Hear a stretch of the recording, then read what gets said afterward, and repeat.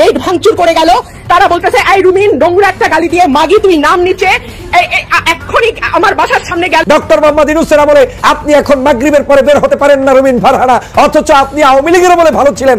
এই বক্তব্যই প্রমাণ করে আপনাদের মতো লোকদেরকে শেখ হাসিনা বাংলাদেশে হয়তো রেখে গিয়েছে, আবার বাংলাদেশে নতুন করে আওয়ামী লীগ ফেরত আসার জন্য। এর চাইতে আর কিছু নয় রুমিন ফারহানা। বিমানকে বাপ ডাকিয়ে ছাড়বো, আমি বলছি আবারও, বিমানকে সময় দিয়েছে দেশের সংস্থা হিসেবে, এবার বিমানে আন্তর্জাতিকভাবে তালিকাভুক্ত করার চেষ্টা যা যা করা দরকার, এটা ভয়ঙ্কর একটা বিপদের সম্মুখীন হবেন আপনারা, আপনাদেরকে সাধে হবে না। কারণ এতটা দুর্নীতি লুটপাট কোভিডের সময় আপনারা কি করেছেন আমরা দেখেছি। বেনজিরদেরকে ইন্টারপোলের মাধ্যমে বাংলাদেশে আনা হবে। এখন 84 জন পুলিশ অফিসার টের পাবা তোমার এখান থেকে ঢুকবে, সামনে থেকে বের হয়ে যাবে, পিছন থেকে ঢুকবে, মুখ থেকে বের হবে, নাক থেকে বের হবে, চোখ থেকে বের হবে। ইন্টারপোলের পুলিশ যখন তোদেরকে এমন ভাবে করবে তখন তোরা আর পালিয়ে কোথাও থাকতে পারবি না। পৃথিবীর যেখানেই থাকোস না কেন বেনজিরের সাথে লুকান্ত সেই ধরনের 84 জন পুলিশ কর্মকর্তা প্রত্যেকে ইন্টারপোলের মাধ্যমে বাংলাদেশে বিচার করা হবে। আমি এই সরকারকে ধন্যবাদ জানাই যে এত সুন্দর একটি উদ্যোগ নিয়েছেন। কত বড় দুঃসাহস।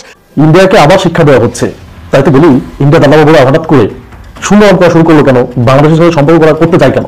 আর ওখানে যদি চায়না কাজটা করতে পারে তাহলে কিন্তু ইন্ডিয়া যে টুনটুনির কাছেই কিন্তু। উপদেষ্টা মাহফুজ আলমকে ইঙ্গিত করে আমিরে জামাত বাংলাদেশ জামাত ইসলামের আমির ডাক্তার শফিকুর রহমান কিছু গুরুত্বপূর্ণ কথা বলেছেন, কিছু বার্তা দিয়েছেন। গতকাল বইমেলাতে যে কাণ্ড ঘটেছে তসলিমা নাসরিনের বইকে কেন্দ্র করে, সেটা একটা ফাঁদ, এটা পরিকল্পিতভাবে তৈরি করা হয়েছে। এর সাথে দেশীয় এবং ভারতীয় পরিকল্পনা যুক্ত ছিল বলা যেতে পারে। রুমিন ফারহানার বাড়িতে হামলা করল বৈষম্য বিরোধী ছাত্র আন্দোলন, ভিডিওটা দেখেন।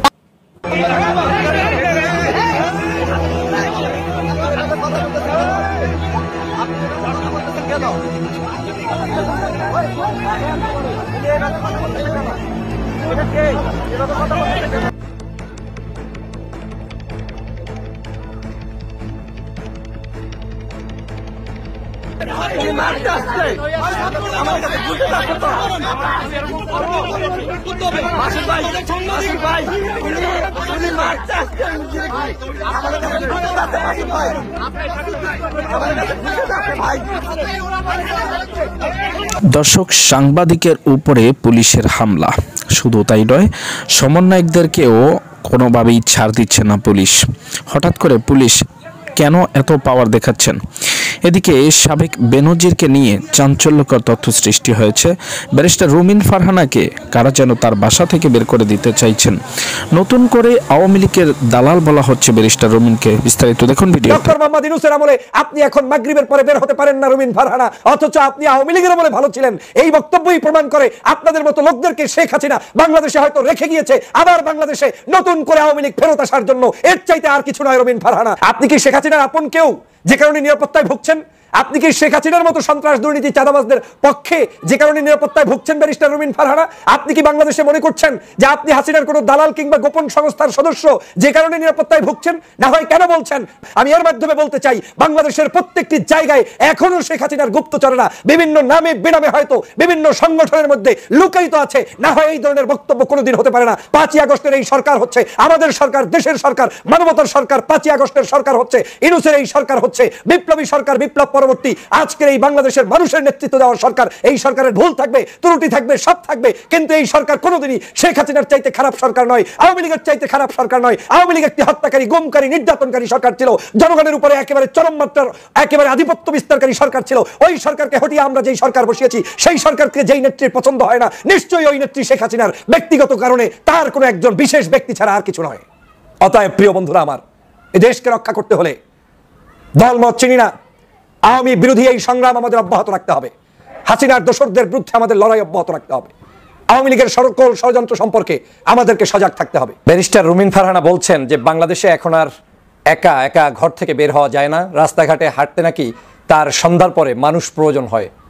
এমন এক বিভীষিকাময় বাংলাদেশের পরিস্থিতি যে রুমিন ফারহানাকে এক জায়গা থেকে আরেক জায়গায়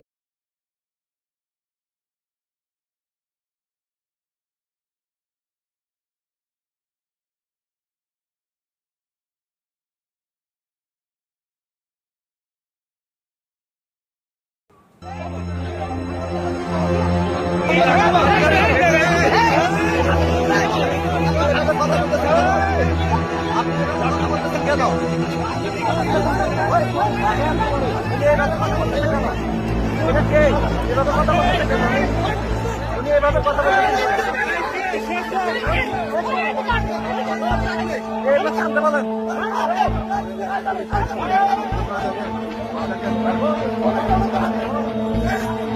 উনি কে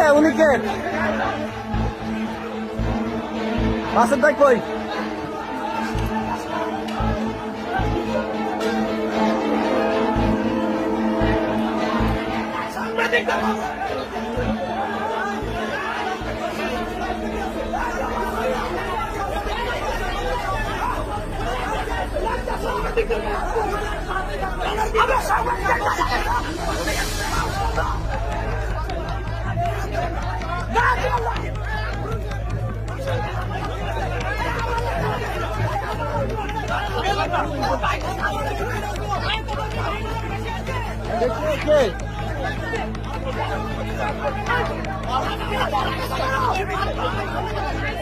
উনি মারতে আসলো কেন?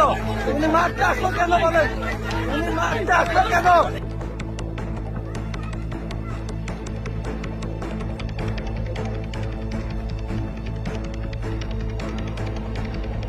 উনি মারতে আসছে আমার কাছে বুঝতে আসছে তো মাসুদ ভাই উনি মারতে আসছে আমার কাছে বুঝতে আসছে মাসুদ ভাই আমার কাছে বুঝতে আসছে ভাই আমাকে লাঠি মারছে ভাই ভাই আমারও